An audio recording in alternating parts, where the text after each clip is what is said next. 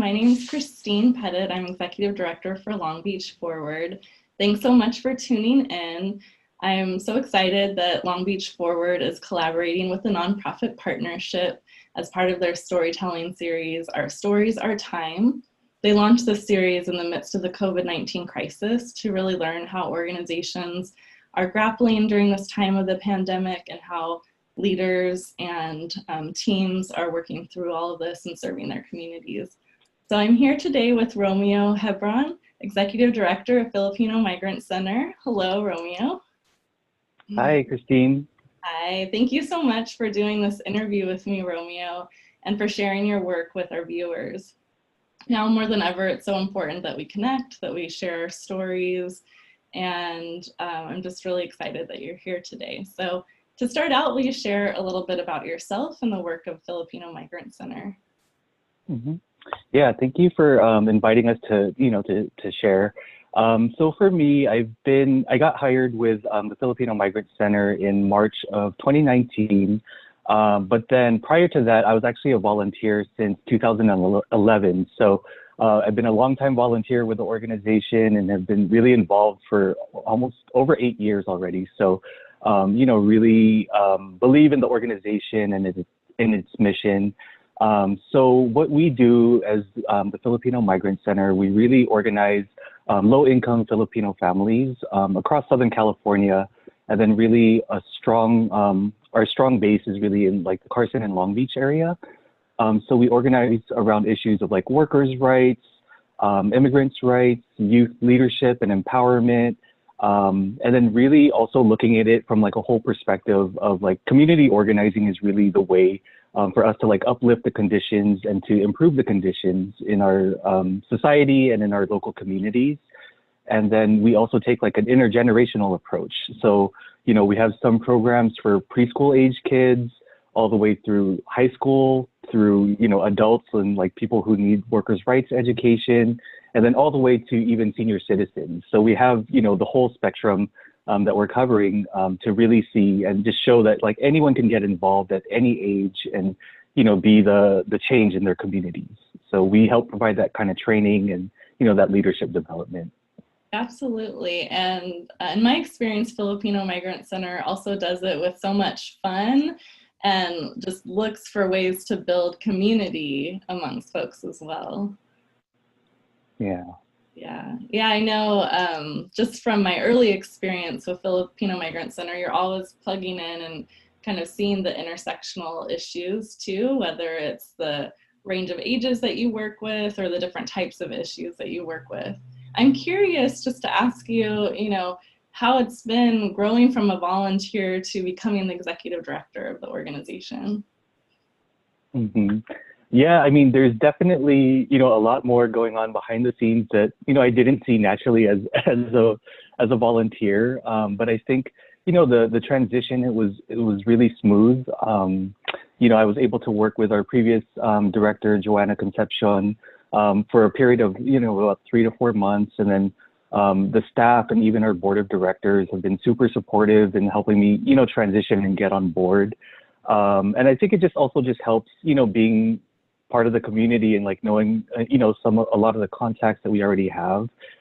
It didn't feel like it was like a completely brand new thing, but, there's definitely, learning how to be an executive director, right, is also, a challenge in itself. But also at the same time, it's a good period of growth. And, I think just reflecting back on, it's been about a year now, since I've been in the role. So yeah, it's exciting and every day is always something different. Yeah, and especially right now, huh? Yeah. Mm-hmm. Yeah. Well, it's been great seeing you step into this leadership role for sure. And Filipino Migrant Center not only does local work in Carson and Long Beach, but you also have a broader view, connections internationally, nationally and regionally. Can you share a little bit about those connections? Mm-hmm. Yeah, so we're part of different national alliances, like the National Alliance for Filipino Concerns, that really, works to fight for like the rights and welfare of Filipinos like across the U.S. But then also seeing how there's like our international connection, right? Like to the Philippines, and so It's really amazing when you think of the conditions that are in the Philippines.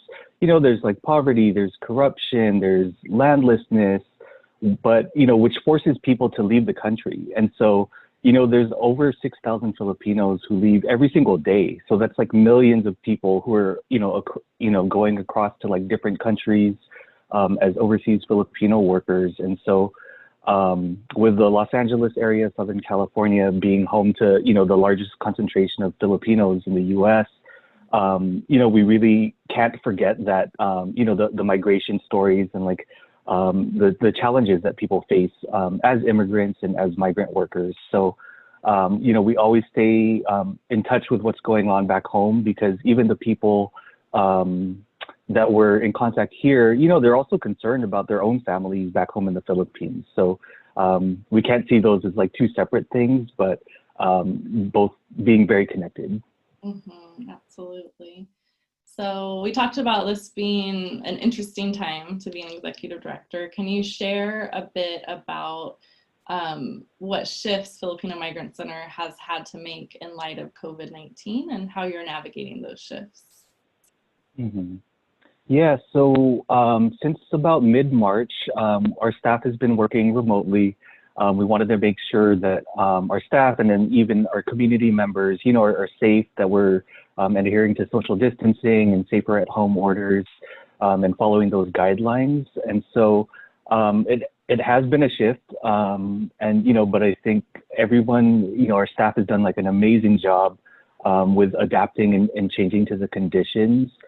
And so even our current programs, have shifted to more like digital or, like online or, through the phone, since we can't do it in person, which, can be very challenging, especially, that human contact, right, is very much needed, and it helps form those kinds of bonds that we have with our base and with our members. So, some of the programs that we currently have and have shifted to online or digital means is our youth program, our workers' rights program, and then even our walking club, the one, which is comprised of mostly senior citizens, right? So, with the help of one of our interns with the walking club, and, they've really been able to help teach like how to, use Zoom and, conference calls and all of that. So it's been a challenge, especially for people who may not have that knowledge, but it's something that we are still, getting into the groove of. And, I think we're making the best with like the conditions that we have. And then even, with our youth program, there's a lot of them are, they're high school students, at Cabrillo High, and many of them are recent immigrants, like within just the last year or so, or some even within the last few months. And so it's also a shift as they're getting used to, life here in the U.S. and then now, they can't attend school. So, it has been a challenge, but, we're definitely making do with what we have. And I think we're doing a good job. So we have those, and then we're also doing the census, right, for the 2020 census. So originally we were really supposed to do a lot of door-to-door canvassing in Long Beach and Carson, but of course, we haven't been able to do that. So we really made the shift more towards doing phone banking. And so with the help of like our staff and then even the volunteers that we're recruiting for the census, we are able to reach a lot of new contacts. And in those conversations, of course, we're making sure that we're educating people about the census and the importance of it, and the hard to count communities, for Filipinos. But then we're also using this time to assess the needs of like how are you feeling right now in this time of the COVID pandemic? What do you need help with? What kind of services do you need? What kind of support is needed? So, in that sense, it's been very helpful to be able to talk with community members, doing it like that. And so one of the newest things actually that we started doing is our Bayanihan community response. And so like in Tagalog or in Filipino, like Bayanihan, it kind of refers to like the community spirit. It's like it takes a village, right? Like that whole idea. And so the Bayanihan community response is something that's part of the National Alliance for Filipino Concerns. They're doing this in like all the major cities like New York, New Jersey, Chicago, in Texas, Pacific Northwest. So we're doing it here in SoCal also. And so here in SoCal, FMC, we're helping to lead it, but then it's really about the whole community coming together. And so it's, you know, other organizations, individuals, people, you know, who are really coming together and wanting to help the community in whatever ways they can. And it's been really amazing. We were actually going through the number of volunteers who we've recruited just within the last 2 months, and we've been able to recruit 48 new volunteers just who saw us on social media, or it's spreading through word of mouth, like friends of friends are saying it, you know. So we really want to give like a huge shout out and like a big thank you to all of the volunteers who are really holding it down and helping out with these kinds of things. So the Bayanihan community response is like one big thing. So just some of the efforts that we're doing, you know, we have different committees who are working on like social support services or like direct services. So just a couple of examples. We have some teachers and university professors who have volunteered to do online tutoring while school was in session, or people who are putting together educational packets for young children where they could have like coloring books or pages, but then also teaching about Philippine history. I mean, we've even had people who've helped do research on like moving companies for a family who needed it, you know, so anything like that, you know, these are all great things. And then one of the things we really want to highlight through this is some of the partnerships. So one of them is with AC Baral. He's a chef, and he has Bebot restaurant. So AC has donated between at least 170 meals, which is equivalent to, you know, feeding at least an average family of 4. So we're looking at people, you know, over 650 people who've been able to eat hot meals, right, through AC's generous donations. Also with Romeo Garcia of Romeo Chocolates, a different Romeo than me. And so with Romeo Chocolates, we also have a partnership with Island Pacific Grocery Store, where we were able to secure 150 boxes of groceries that were delivered to families. So that's really an amazing thing, you know, to have these kind of community partners. And yeah, and then, you know, we've also been able to get, you know, support, you know, through grants. So thank you to like Long Beach Community Foundation, the California Endowment, Liberty Hill, Munzer Foundation, and even the California Domestic Workers Coalition, who've been able to help fund some of our work to really expand on our services, as well as individual grassroots donations. So we set up our own Bayanihan Fund where 100% of the funds raised will go directly back to families. So we're going to be giving them gift cards to be able to, you know, spend it however they need to meet their needs. So just within a matter of weeks, we've raised $11,000, almost $11,000, just in grassroots donations. So, and we even had 3 people who donated their whole stimulus check.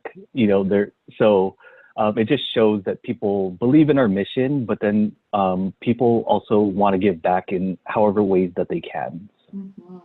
Wow, as you're talking, I'm just so struck by, you know, everything from your team, how they've shifted to thinking about these 48 new volunteers that you've been able to reach, the partnerships with the businesses. I would love for some Romeo chocolate to make its way to me, but I'm really glad that you're partnering with, you know, these businesses and even the foundations that are seeing the important work that you're doing during this time. So I'm just really struck by all of your partnerships and all of the people there that are moving that work forward too.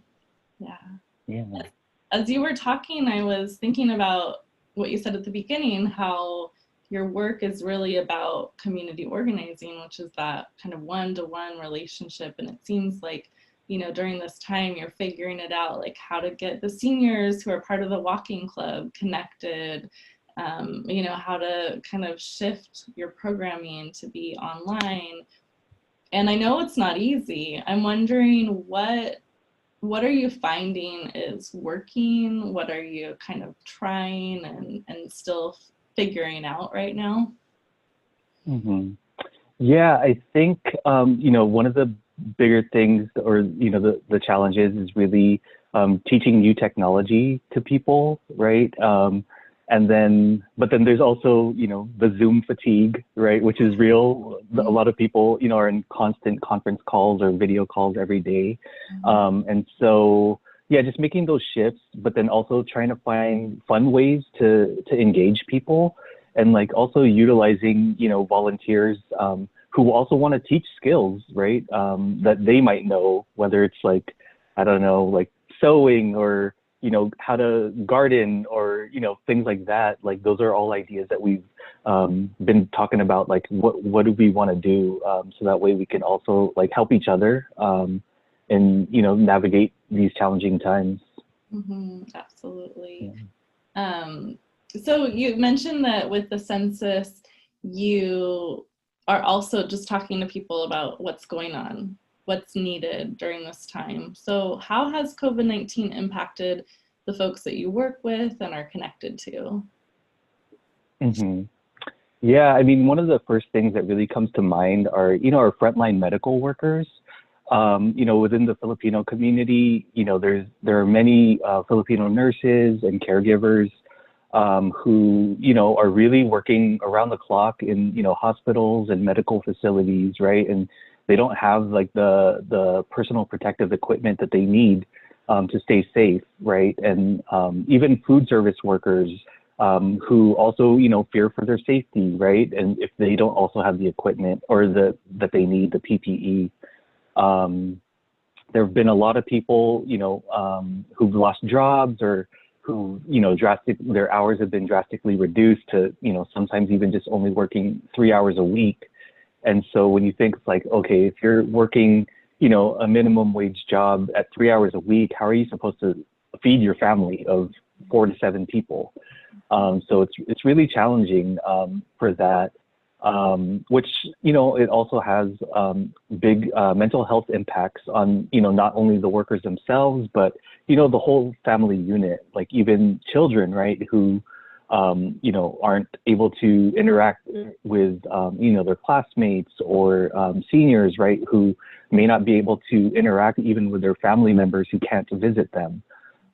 So it can be very challenging at times. And I think, you know, some of the things that we've done, we even set up these like workers resource calls, because there's so many like links and like so many different systems to navigate. And so we've used these calls to really share, like, you know, what resources are available, whether it's like filing for unemployment, or you know, what resources might be available specifically for undocumented people.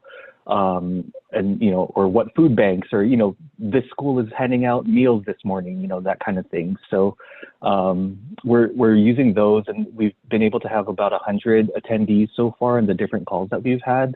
So we want to continue having that to share the information, and then also just partnering with other organizations, because, you know, although our main focus is on the Filipino community, we also see it's not just strictly for Filipinos who are being impacted, that it's many populations, right, and many ethnicities and many different groups. So we also see the importance of working in solidarity with other communities and populations too. Absolutely. Yeah, as you were talking about the kind of mental health pieces and the isolation, I know, you know, I have a young daughter, and just explaining to her why she can't see her best friend, and that her friend is still her friend, you know, but we just haven't been able to see each other for a while, can be really hard, just the isolation that different communities face for different reasons, or different kind of slices of the population face for different reasons. As you were talking about the calls, they sound really like a needed resource for people. How frequently do you do those? And is it just like something people call into, they hop on Zoom? How does that work? Hmm. Yeah, we usually have maybe like twice a month, but then we could really schedule them as needed, Mm-hmm. based on whatever new contacts that we're making. And I think just with the phone banking that we're doing, we're making a couple of new contacts every single day, or multiple times a week. So yeah, we'll really schedule it as needed for those resource calls.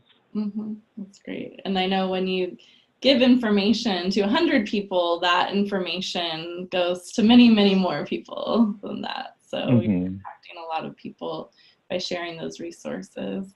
So you talked about some things like Zoom fatigue and the mental health challenges that come up during this time. And one thing that Carolina, who's doing the calls on Friday or doing these interviews on Fridays, is always really good about asking is what you do to take care of yourself. So what do you do for self-care? Just wondering, how are you taking care of yourself during this time? Hmm. Well, I mean, for me, I used to be in a hip hop band many years ago, but I've actually just been getting back into learning music production and even DJing. It's just stuff that just helps me unwind, and I just love all kinds of music. So music is really one of my big passions, and I think it just helps me recenter after a long day, or even taking mini breaks in the middle of the day to do it, right? There's that, and then just trying to get out, get some fresh air, and exercise. And one of the things that I recently started doing, I love hot sauce of all kinds, and so I started experimenting, making my own homemade garlic chili oil. So I've tried it twice. The first time I completely burned it, and it was not usable, but I'm getting there, so I feel like I'm close to making my own chili oil, and I think that would be great. And I want to get into gardening too. I think that would be so great to just grow your own tomatoes or your own garlic or chili peppers or anything. I think I've never really had a green thumb before, but it's just something that I think it'd be a great skill to have and to be able to share with people. Mm-hmm. Now is the time to try, and it can be very therapeutic to get your hands in some soil. I used to garden a lot, and since I take care of my daughter in the mornings before I work later on in the afternoon and evening, so we've been planting some tomatoes and cucumbers and things like that. But it's so cool to hear your range of from the music making to the getting outdoors to the garlic chili oil, and the trial and error there. That all sounds very amazing. And you mentioned how important it is just to take some time to recenter and reground. We are in a difficult time, a time with a lot of uncertainty, and I'm just wondering what glimmers of hope, if any, do you see during this time? Hmm. Yeah, I mean, with coming from a community organizing background, and we're a community organizing, organization, Mhm. this pandemic has really exposed a lot of flaws in the system, right? And a lot of basic services that should be provided to community members, but they're not. And so, we look at healthcare and housing and employment. These are all basic human rights that we should have. And so one glimmer of hope that, we really see coming out of this crisis, like one example is the volunteers who've been coming out, is that, we're going to see more and more people who are going to get involved with community organizing. People who are going to, volunteer with nonprofit organizations, people who are going to get involved in grassroots organizing efforts too around many different issues, right, that are all connected. I think that's really one of the biggest things that we see out of this, and seeing our collective power and our collective strength when we come together, to really organize. And just seeing just people, even people who, all the new individual donations, I think these are all people who want to do something and, who want to give back to a good cause. And so we also want to continue to stay engaged with those folks and even get them involved, right, with, any efforts that we can. And then, I think when I really think of it, looking at it as a whole, I really see and envision like workers who are empowered with the knowledge of their own rights and the skills to really organize and to fight for their rights in the workplace, not just for themselves as individual workers, but as workers, as a collective unit. So, I think that's really what's going to happen. And, we want to really work to fight against the exploitation that workers have in their workplaces. Absolutely. Yeah. And as you've been talking, you've shared a number of ways that Filipino Migrant Center is of service. One, helping people meet basic needs during this time, but also helping folks connect, and then looking toward that future too for the vision. It's not just, or the vision for the future. It's not just about, here's some food or here's, a resource over here. You're actually working toward change. Yeah, I know Filipino Migrant Center holds a very powerful vision for change. How can people support you? We've talked a little bit about it, and I think your staff are online sharing some ways that people can donate, but can you share more about how folks can get connected and support your work? Yeah, so, some of the things to stay updated, you could follow us on Instagram at Filipino Migrant Center. We're also on Facebook, Filipino Migrant Center. We have I believe some of our staff will be, if they haven't already, posted the donation links, right? So to our Bayanihan Fund. And then, there's different volunteer opportunities too, because we also have people, although we're focused in like the Carson Long Beach area, we also have our Bayanihan community response in LA and then also in San Diego through those volunteers who are helping lead that. So those links will be on there if, people are watching in those areas and want to get involved. And then some of the most immediate things that are coming up is this Friday, the 22nd at 6:30, from 6:30 to 8:30 p.m. We have like a virtual happy hour mixer where we're going to be able to share about like similar to what we're doing here, sharing about the highlights of our work, but then our volunteers are also going to be sharing why they got involved and what they're also getting out of this, their volunteer efforts, right? So we have that, and then also on Sunday, the 24th, I believe it's at 3 p.m. We also have a virtual, like a Zoom, like a workout session on just how to use your own body weight as like resistance. And so it's for all fitness levels, for anyone who wants to get involved and, also be physically active and, be healthier, right? And taking like a holistic approach to our mental and our physical health. So there are lots of ways for folks to get involved. So if you're interested, please contact us through any of the links, that are being posted. Yeah. Okay, that's awesome. I saw that the workout posted. I hadn't seen the happy hour, so that sounds like a lot of fun, or maybe I just didn't notice it. Will you be playing music at the happy hour? Yes, we can definitely work to play some music there. Yeah, FMC always has the jams. Is there anything else that you want to share before we say goodbye? Yeah, just again, that like I think that I know that it's really through like our collective strength and our collective power that we could really work to change the conditions in our society, so that way people aren't being exploited, and people really have their basic human rights. And I think it's just always important to keep in mind like a message and a vision of hope, because things can and will get better. And we always have to, remind ourselves that. Absolutely. Well, thank you so much for taking the time today, Romeo from Filipino Migrant Center, everybody. All right, we'll talk to you later. Thank you.